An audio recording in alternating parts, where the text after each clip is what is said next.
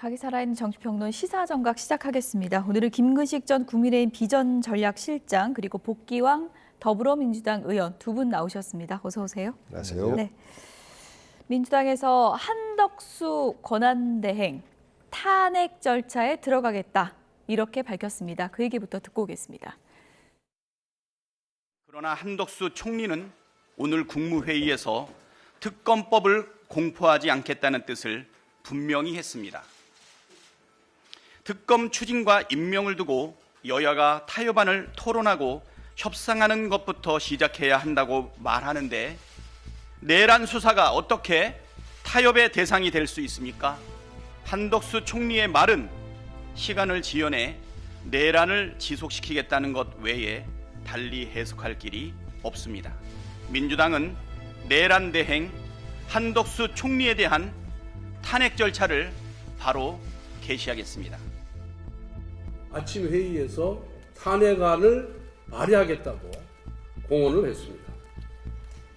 자기들의 요구를 들어주지 않으면 탄핵을 하겠다는 협박입니다. 마치 이틀 안에 돈을 입금시키지 않으면 보복하겠다고 협박하는 조폭과 다름없는 행태입니다. 민주당은 입만 열면 내란 국법을 주장합니다. 하지만 지금 민주당이 말하는 내란 국법은 헌정 질서를 파괴하겠다는 독재 정치의 슬로건에 다름없다 이렇게 생각합니다. 민주당이 권한대행을 이토록 압박하는 이유는 이재명 대표의 사법 리스크가 더 커지기 전에 본격화되기 이전에 조기 대선을 실시하겠다는 목적입니다.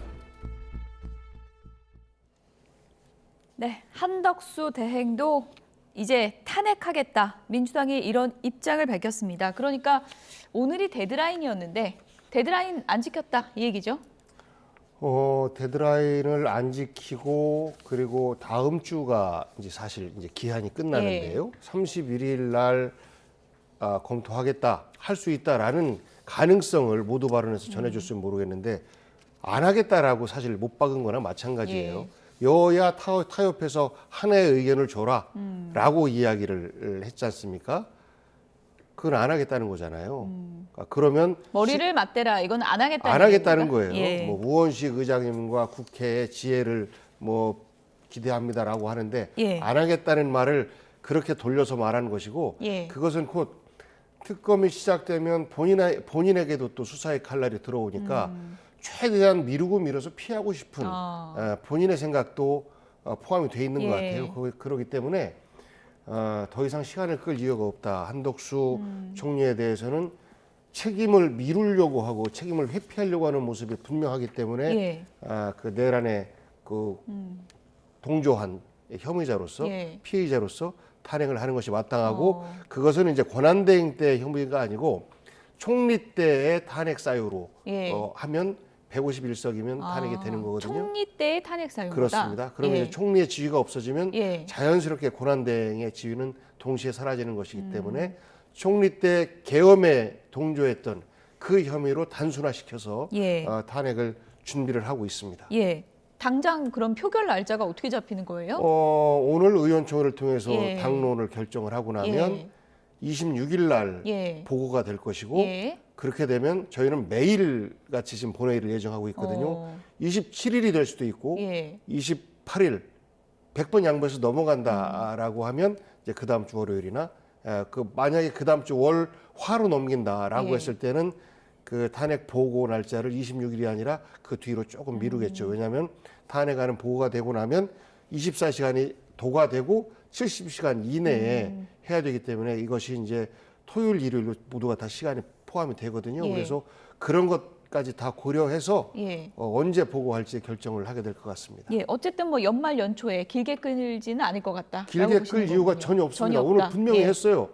그리고 정책의 일관성을 유지해야 한다라고 하는 것은 윤석열 대통령의 입장과 정책 방향을 그대로 유지하고 따르겠다라고 선언한 것이에요. 그렇기 때문에 더 이상 한덕수 체제를 용인하는 것은 비상계엄에 반대하고 윤석열 대통령의 탄핵에 찬성한 국민들의 의견을 우리가 받아 앉지 못하는 것이다라고 생각하는 겁니다. 한덕수 대행의 탄핵 요건 200표 이상이냐, 151표 이상이냐. 저희가 어제도 이제 그 문제 따져봤는데 민주당의 논리는 총리 때 탄핵 사유로 표결을 하는 거니까 151이다. 이렇게 보고 있는 거거든요. 그러니까 지금 우리 대한민국 헌정 사상에 지금 뭐 계속 한 번도 없었던 일들이 벌어지고 있기 때문에 계속 새로운 뉴 노멀을 쓰고 있는 것 같습니다. 그러니까 권한대행을 탄핵할 때 정족수가 얼마인가를 우리가 고민해 볼 필요도 없었는데 지금 만약에 민주당이 탄핵을 강행한다고 한다면 그걸 이제 가지고 또 논란이 벌어질 것 같은데요. 그건 논외로 치더라도 저는 민주당이 오늘 박찬대 원내대표가 저렇게 강하게 얘기했습니다만 민심을 봐서라면 저렇게 무리하게 밀어붙일 거라고 저는 기대하고 싶지 않습니다. 왜냐하면 저도 국민의힘 소속으로서 우리 권성동 권한대행이 헌법재판관 임명을 계속 미루는 것에 대해서는 저는 가당치 않다. 그러니까 권한대행으로서 헌법재판관 빈 자리를 채워주는 건 당연히 해야 될 일이고. 한덕수 대행 얘기하시는 거예요? 한덕수 대행이요. 그런 건데 그것을 미루는 이유는 뻔한 거 아니겠어요? 미루라고 요구하는 권성동 대행이 미루라고 요구하는 것은 되도록이면 탄핵 심판 절차를 밀어가지고 어떻게든 이재명 대표의 대법 판결까지 끌어보겠다는 생각이잖아요. 국민들이 용납하기가 힘들죠. 저는 마찬가지로 지금 박찬대 원내대표가 지금 1월 1일까지 기한이 남아있는데 오늘까지 시한을 주고 무조건 탄핵을 하겠다라고 하는 것은 이재명 대표 판결 나기 전에 빨리 탄핵을 끝내겠다는 생각밖에 없는 거예요. 그러니까 저는 개낀 도끼라고 생각합니다. 그러니까 우리 국민의힘에서도 여당답지 못하게 대통령의 탄핵 심판을 끌기 위해서 잔기술을 부리면 욕을 먹듯이 지금 민주당도 1월 1일까지가 지금 숙고할 수 있는 법적 권한이 날짜가 남아 있어요. 일주일밖에 차이가 안 나요. 그리고 한덕수 대행이 한 이야기는 안 하겠다는 뜻이 아니라 내일 모레면 26일 날 이재명 대표가 요구한 국정안정협의체가 가동이 됩니다. 오늘 실무 접촉도 하지 않았습니까? 그러면 이재명, 권성동, 우원식, 한덕수가 모여서 논의를 할 수 있어요. 그러면 거기서 특검을 어떻게 할 건지, 특검을 하겠다 말겠다가 아니라요. 지금까지 우리가 87년 이후 체제에서 특검을 했을 때 여야 합의로 안 한 특검이 없어요. 다 여야 합의를 해준 겁니다. 물론 야당이 그 주도권을 가진다 하더라도. 그러니까 여야 합의하는 절차를 한번 또 논의해 보자는 거거든요. 얼마나 좋습니까? 그 오늘 박찬대 원내대표 발언은 엄포용입니까? 저는 엄포용이길 바라는 거죠. 아마 민심도 건가요? 그럴 거예요. 만약에 일주일 못 기다리고 24일 날까지 안 했으니까 하겠다. 저는 국민들이 그거 쉽게 용납하지 않을 거라 생각해요. 엄포용 아니라고 하시는 거 같은데. 엄포용 아닙니다. 아닙니까? 절대 아닙니다. 제가 무리하는 건데 그건. 김근식 위원장님께서는 워낙에 합리적인 분이시고 보수 정당에 몸담고 있지만 윤석열 대통령을 대신해서 사과를 하신 분 아닙니까? 굉장히 드문 분이에요. 이런 분이 국민의힘의 주류의 의사결정에 포함되어 있다라고 하면 걱정을 안 합니다. 그리고 이런 의견이 반영될 수 있겠다. 우리가 12월 31일까지 기다렸을 때 그럼 기다리지요. 만약에 그때까지도 특검 임명을 안 한다, 선포를 안 한다라고 했을 때 그럼 국민의힘과 함께 탄핵 들어가겠다라는 것이 느껴지면 우리가 이렇게 할 이유가 뭐가 있습니까? 그런데 지금 상설특검의 특검 추천 절차도 진행을 안 하고 있습니다. 그러면서 이 특검에 대해서도 공포조차도 안 하고 있고 거부권에 대해서 노골적으로 만지작거리고 있어요. 그리고 거부하는 것이 분명해지는데 그리고 국민의힘에서 이것에 대해서 한덕수 권한대행과 같은 입장인 게 확실한데 어떻게 저희가 기대고 일주일을 더 허비할 수 있겠습니까? 저는 우리 교수님 말씀처럼 그게 현실이 된다면 기다려야 된다고 봐요. 근데 그렇지 않기 때문에 이 혼란한 대한민국의 정치 난맥상을 일주일이라도 줄여야 한다라는 생각을 갖고 있습니다. 네, 크리스마스 이브에 복귀왕 의원님께서 칭찬도 해주시고 두 분 대화는 참 훈훈한 것 같긴 한데 여야 간의 지금 대화는 그렇지 않은 것 같고 문제는 그러면 한덕수 대행을 예를 들어 민주당이 탄핵을 시킨다면 그 이후에 이제 최상목 부총리가 그 다음 순번인 거죠. 최상목 부총리도 만약에 특검에 대해서 반대 입장을 보이면 또 탄핵되고 그럼 계속 탄핵되는 겁니까? 어떻게 되는 겁니까? 거기에 대해서는 한덕수 총리도 탄핵해야 된다라는 의견이 강했음에도 불구하고 그래도 권한대행으로서 최소한 적극적인 권리 행사가 아니라 제한적 권리 행사를 하면서 국면 유지를 하는 역할은 충분히 할 수 있겠다라고 기대를 했었어요. 그런데 그렇지 않은 것 아니겠습니까? 거부권 행사라고 하는 것은 굉장히 적극적인 권한 행사임에도 불구하고 그거는 했어요. 상설특검에서 이미 국회에서 반영이 됐기 때문에 이것을 특검을 추천하는 절차는 아주 소극적인 그 권한 행사임에도 불구하고 그건 또 안 해요.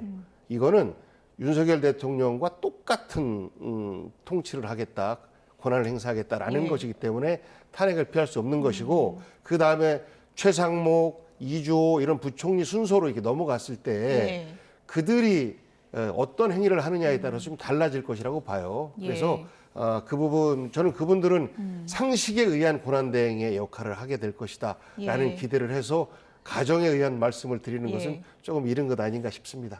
저는 그 민주당이 일주일을 못 기다려서 오늘 하겠다고 하는 게 저는 역풍이 불 수도 있다고 봐요. 민주당을 위해서 드리는 말씀이에요. 왜냐하면 일주일 차이밖에 안 되는 건데 민주당 입장에서 우리가 통과시킨 특검이니까 심사숙고해서 1월 1일까지의 숙고의 시간이 있으니까 그 기한 안에 꼭 통과시키세요라고 말을 하고 점잖게 기다렸으면 한덕수 대행이 굉장히 부담이 있을 겁니다. 왜냐하면 이게 비상계엄 이전하고 이후가 민심이 다르기 때문에 비상계엄 이후에 내란 특검하고 김건희 특검을 했는데 이걸 또 과거에 비상계엄 있기 전 상황처럼 윤석열 대통령 뜻 따라서 거부권한 게 굉장히 부담스럽거든요. 우리 여권 내에서도 부담스러울 거라는 기류가 있어요. 그러면 민주당이 그 일주일을 충분히 숙고할 시간을 주고 점잖게 기다리겠다 했으면 저는 한덕수 대행도 고민이 굉장히 깊었을 거라고 생각합니다. 근데 이게 지금 빌미를 주는 거예요. 24일로 못 받고 너 안 받으면 탄핵이야 라고 했을 때 여론의 저는 부작용, 역풍을 생각하면 오히려 한덕수 권한대행 입장에서는 다른 생각을 할 수도 있어요. 저는 그래서 우리 복귀한 의원님이 합리적이시니까 다른 생각 어떤 거요? 이거 거부권 해도 되나? 왜냐면 민심이 또 반발이 생기는 거거든요. 왜냐하면 한쪽이 무리수를 두면 한쪽이 역작용이 생기는 겁니다. 그래서 박찬대 대표 만나서 제가 볼 때는 일주일 사이잖아요. 일주일 못 기다리면 누가 봐도 민주당이 굉장히 지금 조급하고 성급하다라는 생각을 할 수밖에 없습니다. 우리가 탄핵 심판을 4월 달이든 5월 달이든 시스템대로 가서 기다리는 게 순리인데 그걸 못 기다리고 계속 미루기 위해서 송달장도 안 받죠. 권성동 권한대행은 재판 임명하지 말라고 그러죠. 장관은 임명하라고 하면서 헌법재판관 임명하지 말라면 그걸 납득할 국민이 어디 있습니까? 다 보인단 말이에요. 저는 그런 의미로 좀 민주당도 대범하게 했으면 좋겠다는 말씀드려요. 자꾸 탄핵하지 말고 일주일을 좀 기다려라. 그런 의미신데 복 의원님이 원내대표 설득할 계획 있으세요? 일주일 후에 만약에 지금 저희들이 생각하는 우려가 현실이 됐을 때 탄핵을 해도 되는 거죠? 그때는. 그러니까 그때 거부권을 행사하는 걸 보고 나서 그때 결정을 하셔야죠. 아직 거부권 할지 안 할지 고민 중이니까. 근데 오늘 이 밀어붙이는 게 거부권을 고민하는 한덕수 대행에게는 안 좋은 영향을 미칠 수 있다는 거죠. 그러니까 이제 그 일주일 동안 고민을 더 하겠다라고 전제 없이 정말 더 고민하고 숙고하는 시간을 갖겠다라고 했다면 저희들이 이런 결정까지는 안 했을 텐데 사실상 결론을 낸 거예요. 아니죠. 오늘 공표도 안 했지만 거부권 이야기 여야의 결론을 가져와라. 그리고 그 윤석열 대통령이 얘기했던 특검의 위헌적 조항에 대해서도 다 얘기를 했습니다. 여야 합의 없이 특검한 적이 없다. 이런 말까지 다 언급하면서 그 요번에 상정을 안 했기 때문에 일주일을 더 허비할 이유가 없고 그 허비되는 일주일 동안 우리 대한민국이 얼마나 더 혼란스럽겠어요. 특히 경제적인 부분에 대해서 생각을 하면 지금 환율 치솟고 있죠. 소상공인들 경기 맨바닥이죠. 이거를 일주일이라도 줄여야 된다라는 다급한 심정이 저희들의 생각입니다. 어쨌든 뭐 여야가 머리를 맞대고 좀 고민을 해봐야 된다라는 한덕수 대행의 오늘 발언에 대해서 민주당에서는 이제 사실상 거절의 뜻으로 이제 해석을 했다. 그래서 탄핵 절차에 들어가겠다. 이런 또 엄중한 시기가 또 한 번 찾아왔고요. 이런 상황에서 지금 여당 국민의힘의 그 리더를 누가 하느냐 이 부분이 상당히 관심이었는데 오늘 이제 오전에 권영세 의원으로 확정이 됐더라고요. 그렇죠. 권영세 의원으로 이제 지명을 했고요. 그러면 이제 절차가 남아 있습니다. 전국위원회 이제 표결을 거쳐가지고 결정이 될 텐데 그동안 거론됐던 인물들 중에서는 이제 친윤색채가 있는 건 사실입니다만 다소 이제 화합과 안정을 좀 택하는 걸로 보이고요.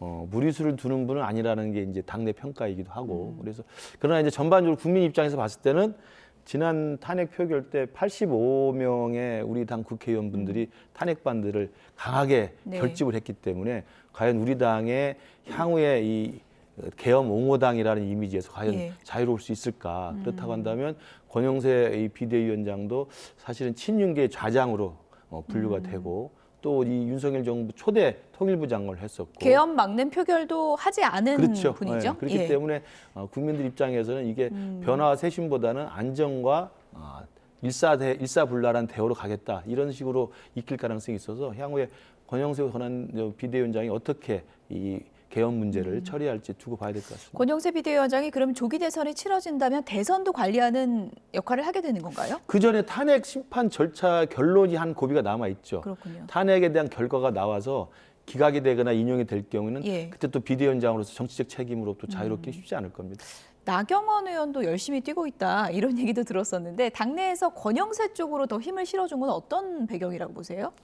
글쎄요, 그건 제가 잘 모르겠습니다만 나경원 의원도 뭐 거론됐던 분 중에 하나입니다만 권영세 의원이 아무래도 위기 상황에서 상황을 관리하고 안정을 도모하는 측면에서는 리더십이 좀 인정받은 측면이 있습니다. 과거에도 사무총장 했을 때 특히 박근혜 당시 대통령 대표 때 이 부분에 대한 상황 관리의 그 평가가 좀 있고 지난번에 윤석열 후보 대통령 선대위 시절에도 한번 선대위원회가 폭파되고 선대본부로 바뀌었지 않습니까? 그때 선대본부장을 맡아서 그 위기 상황에서 선대위 체제를 잘 꾸렸던 또 경험도 있고 그래서 아마 위기 상황에 이 조직을 관리하고 안정을 다지는 리더십으로는 아마 좀 높은 점수를 받은 게 아닌가 싶습니다. 네, 윤석열 대통령이 지금 뭐 계엄 사태 관련해서 수사 선상에 올려져 있지만 명태균 씨 관련 사건 수사도 지금 속도를 내고 있는 것 같습니다. 이른바 명태균의 황금폰이 열리면 어떤 얘기가 나올 것인가 이 부분이 이제 관심이었는데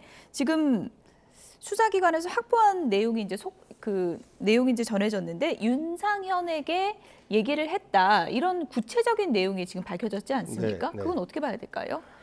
윤석열 대통령이 하는 말마다 거짓말을 했다라는 것이 확인되는 거죠. 그 전에 보면 자기는 공관위원장이 누군지도 모른다. 정진석이 공관위원장인 줄 알았다. 이런 말을 공개적으로 했지 않습니까?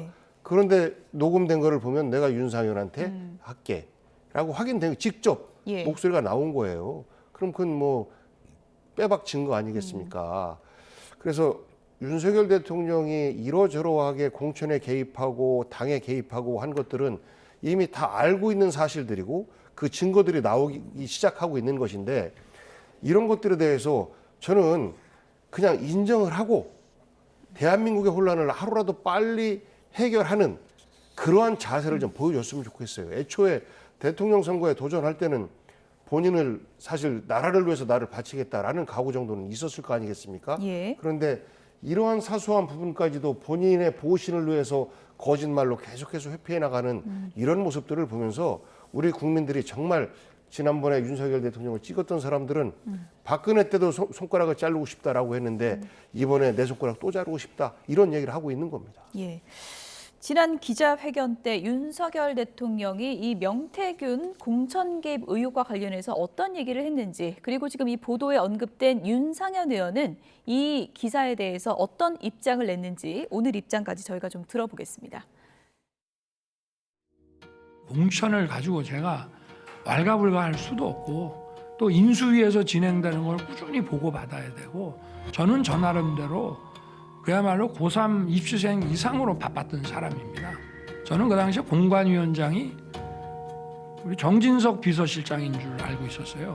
지방선거 공관위원장이 이거를 같이 하는 거라고 생각을 하고 그 당시 상황이 어땠는지 한번 물어보려고 그랬더니 재보궐 공관위원장은 별도로 윤상현 의원이 공관위원장을 했다 하더라고요. 저한테 전화해서 뭐 좀 이런 점들은 좀 여론이 좀 좋지 않으니 좀 더 바람직하게 하게 해달라고 저한테 막 부탁하는 경우는 있지만 그런 경우에도 원리 원칙에 대한 얘기만 했지 누구를 공천을 주라 이런 얘기는 해본 적이 없습니다.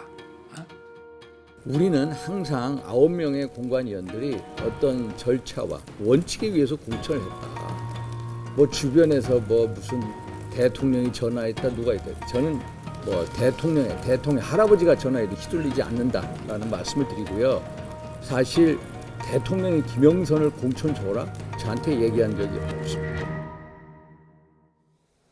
네, 검찰에서 확보한 명태균의 휴대폰, 그 휴대폰을 포렌식해서 알아낸 내용에 따르면 윤석열 대통령이 윤상현한테 얘기했다라고 내용이 들어있다는 건데 윤상현 의원은 전화를 받은 적이 없다고 하거든요. 어떻게 이해를 해야 되는 거죠? 그래서 검찰 수사가 조금 진전이 될 수 있겠죠. 그 전에는 이제 황금폰의 그 위치가 어디였는지 몰랐기 때문에 확보를 못해서 그냥 떠도는 말이었는데 뭐 포렌식이 지금 되는 과정이니까 그 명태균 씨의 황금폰이 확인이 돼가지고 정말 대통령의 그런 통화 내역이 있고 또 통화 내역에 대해 추적을 해서 실제로 대통령 말이 맞는지 확인하기 위해서 윤상현 의원을 다시 불러서 또 조사할 수도 있는 것이죠. 그러면 통화 내역 같은 게 있을 수도 있는 거 아니겠습니까?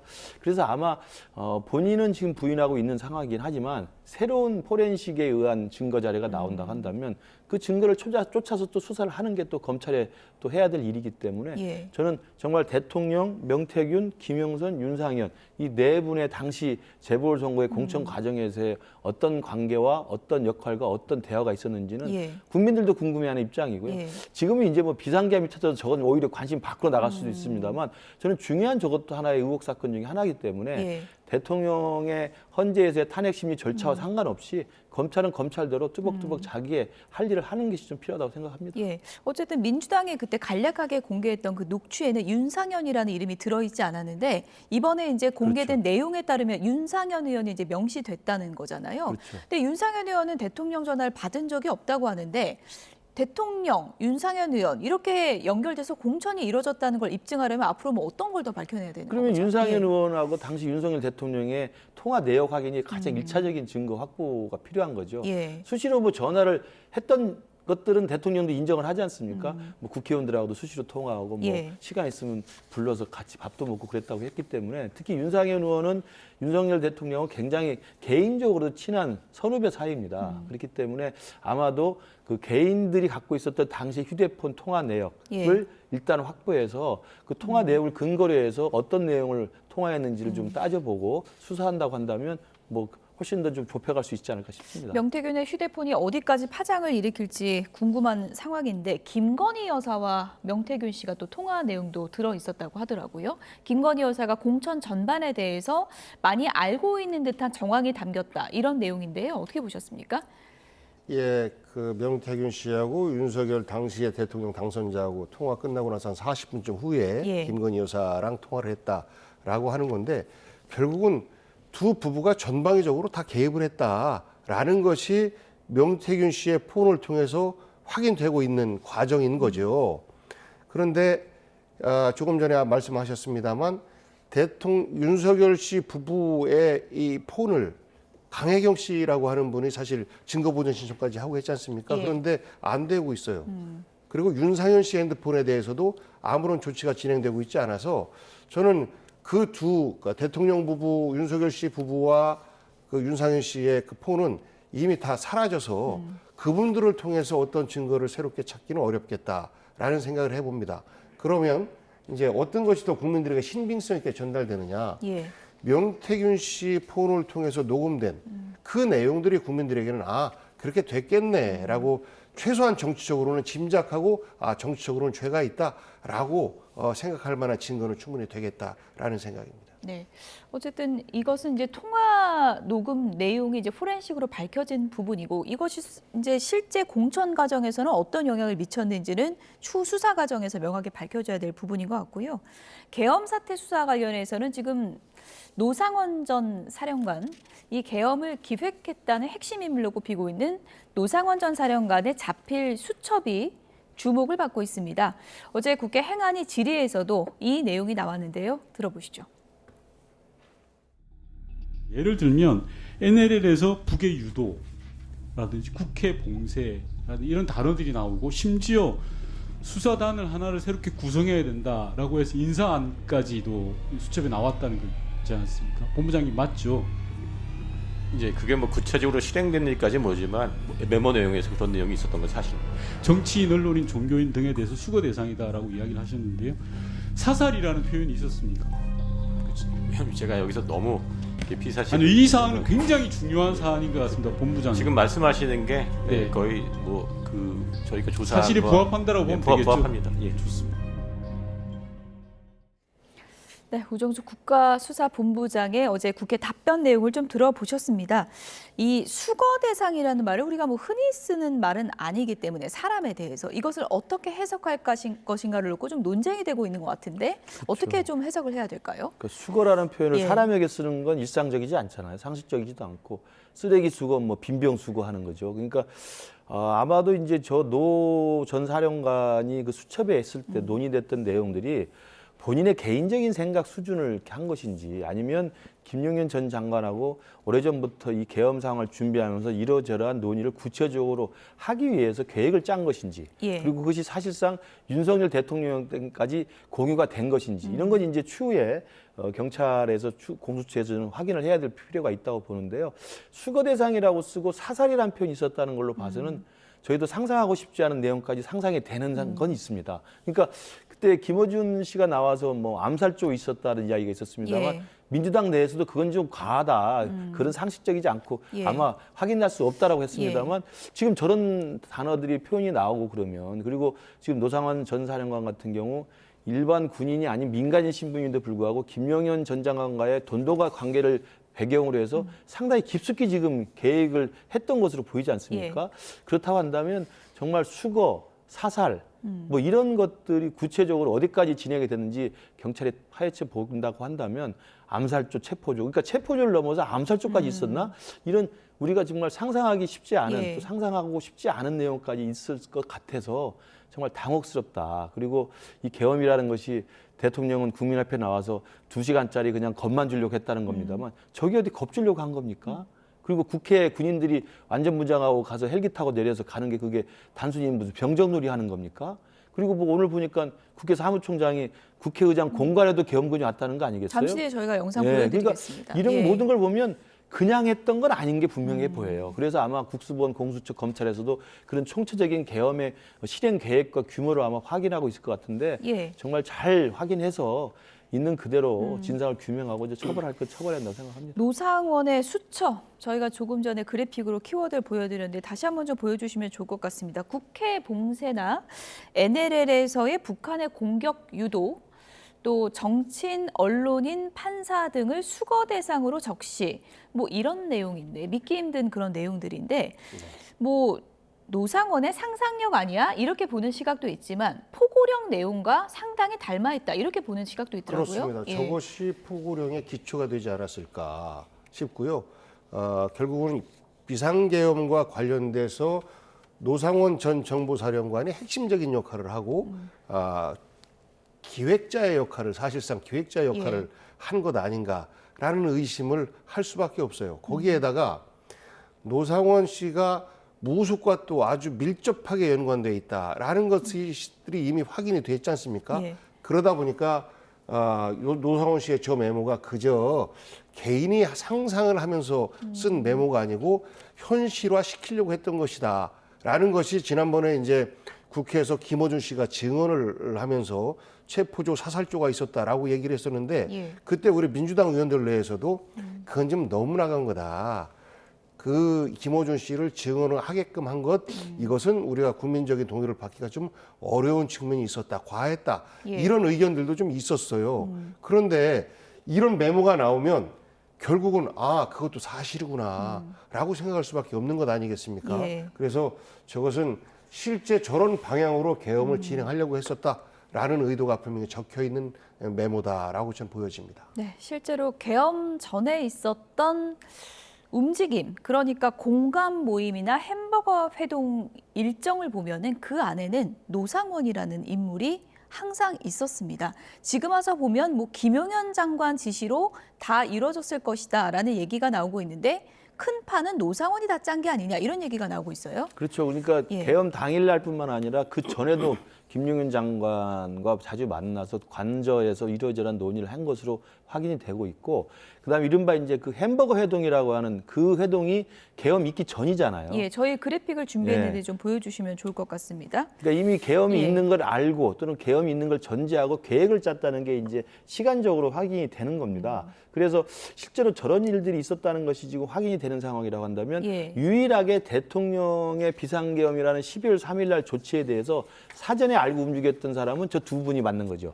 적어도 김용현 국방장관하고 당시 노상원 전 전문고사령관이 계엄이 있을 걸 전제해서 상당히 구체적으로 계획을 짜고 준비를 하고 움직임을 가졌다는 게 확인이 별동대까지 꾸렸다는 그렇죠. 거잖아요. 그러니까 뭐 제2수사단도 마찬가지입니다만 예. 이게 이제 체포해서 구금할 것들을 확인했던 게 있고 구금한 다음에 수사할 것까지 확인한 거죠. 예. 그러니까 체포와 구금과 수사까지 이야기가 준비가 됐다는 거라고 한다면 단순하게 이게 계엄을 한 번만 하고 그냥 겁주고 말 거라는 게 아니라 그날 당시 그 새벽에 심야에 국회에서 비상계엄 해제 결의가 통과되지 않았다고 한다면 정말 그래서 계엄이 시행이 됐다고 한다면 어떤 일이 벌어졌을지는 진짜 상상하기 힘든 상황일 거라 봅니다. 노상원의 수첩에 담긴 내용이 실제 계엄 계획에는 어떻게 반영됐는지를 밝혀내는 게 수사에 상당히 좀 중요한 부분일 것 같고요. 계엄 당일에 계엄 해제 이후에 국회의장 공간에 계엄군이 등장했습니다. 이 화면을 김민기 국회 사무처장이 오늘 기자회견을 통해서 공개했는데요. 당시 화면 보시죠.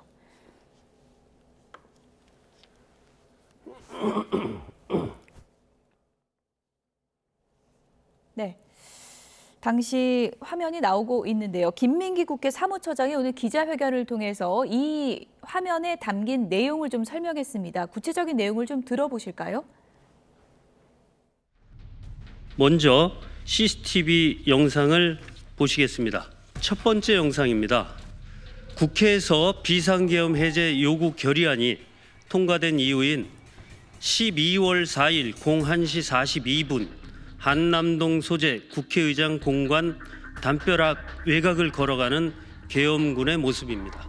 두 번째 영상입니다. 12월 4일 01시 50분 국회의장 공관 정문에 계엄군이 집결한 모습입니다. 이후 정문 진입로 앞부터 일정한 간격을 유지하고 본격적인 감시와 통제에 나서는 모습을 확인할 수 있습니다. 세 번째 영상입니다. 12월 4일 04시 45분 국무회의에서 비상계엄이 해제된 지 15분이 경과한 후에야 철수하는 계엄군 모습입니다. 네, 국회의장 공관을 둘러싼 계엄군의 모습, 그 당일의 CCTV 화면을 지금 보셨는데요. 저것이 이제 2차 계엄을 준비 중인 정황이다라는 민주당의 주장이 있지만 어떤 상황인지는 지금 정확히 밝혀진 상황은 아니고요. 일단 저 시간에 우원식 의장은 국회에 있었던 거죠? 그렇습니다. 예. 국회 본회의장에서 예. 국회가 언제 침탈당할지 모르고 하기 때문에 그 사실상 농성하고 있는 상황이었던 것이고, 그리고 그 당시에는 다시 또 2차 계엄을 하려고 한다. 해제 이후에 국회의원들이 흩어지고 나면 바로 또 2차 계엄을 할 것이다. 라는 우려가 있어서 저희들은 흩어지지 않고 본회의장에 있었는데 그때 당시에 계엄군이 국회의장 그 공간을 간 것을 보면 저런 것들이 국회의원들과 의장이 잠시 긴장을 푸는 사이에 또다시 2차 계엄을 하려고 시도했던 것 아닌가라고 저희는 이제 의심할 수밖에 없는 상황인 것이죠. 그렇지 않았으면 해제가 되고 나면 바로 흩어져야죠. 근데 흩어지지 않고 오히려 공간으로 왔다. 사실 국회의장은 계엄 선포 말 떨어지자마자 곧바로 공간을 나와서 오셨거든요. 근데 해제하고 나서 안심하고 다시 돌아갔다면 체포될 수도 있는 거 아니겠습니까? 예.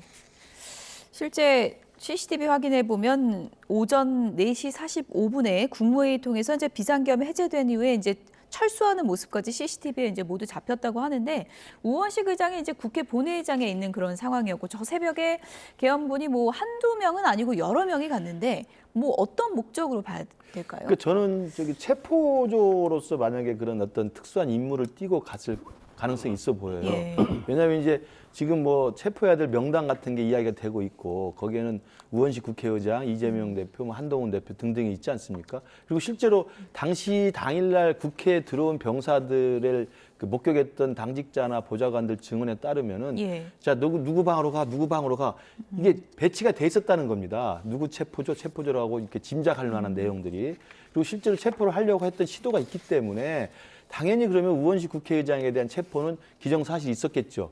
그런데 우원식 국회의장을 체포하기 위해서 그러면 당일날 국회에 있는 것으로 예상해서 국회로 가서 할 수도 있고 거기 없다고 확인됐을 때는 의장 공간으로 갔을 수 있지 않겠습니까? 그래서 아마 비상계엄을 선포한 다음에 치밀하게 주요 정치인사들에 대한 체포를 계획했다고 한다면 그 체포 계획에 따른다면 국회의장 공간에도 일정 정도의 병력을 보내서 만약의 사태를 대비해서 하겠다라는 생각을 우리가 역으로 좀 짐작할 수 있는 대목인 것 같습니다. 계엄 사태와 관련해서 이제 노상원 전 사령관의 수첩이나 저런 CCTV를 통해서 당시의 정황이 이제 속속 밝혀지고 있는 이런 상황에서 윤석열 대통령이 일단 뭐 내일 출석은 응하기가 어려울 것 같다. 조금 전에 이제 변호인 측의 입장을 밝혔는데요. 지금 대응 태도는 어떻게 보십니까? 너무 무책임하죠. 조용했던 대한민국, 그렇지 않아도 전체적인 우크라이나 전쟁이나 이런 것들 때문에 세계 경기도 어려운 판에 이 경제를 무너뜨리고 대한민국을 혼란의 경제에 빠뜨린 장본인이 윤석열 씨 아닙니까? 그러면 저는 수사에도 빨리빨리 응하고 그리고 탄핵소추에서도 받아들이고 그것에 대응하기 위한 준비를 해야 되는데 계속해서 시간 끌기만 하고 있는 거 아니겠습니까? 정말 무책임한 지도자인 거죠. 실질적으로 좀 변호인단 구성이 돼야 나올 수 있다. 이런 또 현실적인 문제도 있다고 들었는데요. 그러니까 워낙 지금 비상계엄 사태가 엄중했기 때문에 선뜻 나서서 지금 실무적으로 변호인단을 할 수 있는 그 자원자가 없는 것 같습니다. 그런 어려움이 있긴 합니다만 저는 대통령으로서도 저는 앞뒤가 맞지 않다고 생각해요. 지난번에 국회 와서 당당하게 탄핵에도 수사에도 임하겠다, 피하지 않겠다고 했으면 당당한 모습을 보이는 게 필요하고요. 그다음에 탄핵 심판을 먼저 받고 수사는 나중에 하겠다. 그래서 공수처 출석 요구서를 계속 거부하고 있는데 저건 모르고 하는 소리입니다. 박근혜 대통령 아까 사례를 예를 드는데 박근혜 대통령 때는 부정부패 뇌물수수자였기 때문에 현직 대통령이 신부에 수사를 못해요. 현직 대통령은 내란과 외환죄만 수사를 할 수 있는 거 아닙니까? 그래서 박근혜 대통령은 탄핵이 돼서 대통령에서 내려온 다음에 수사가 개시되는 그러니까 겁니다. 혐의의 성격이 다르다. 다르죠. 그런데 내란죄 혐의이기 때문에 이건 수사가 신속하게 진행되는 게 맞고 그걸 탄핵 이유로 하겠다는 이야기는 제가 볼 때 무책임한 일이라고 생각합니다. 어쨌든 크리스마스 출석은 못하겠다고 밝힌 윤석열 대통령 공수처가 또 어떤 추후 대응을 할지 좀 보겠습니다. 김근식 전 국민의힘 비전전략실장, 복귀왕 더불어민주당 의원 두 분이었습니다. 고맙습니다.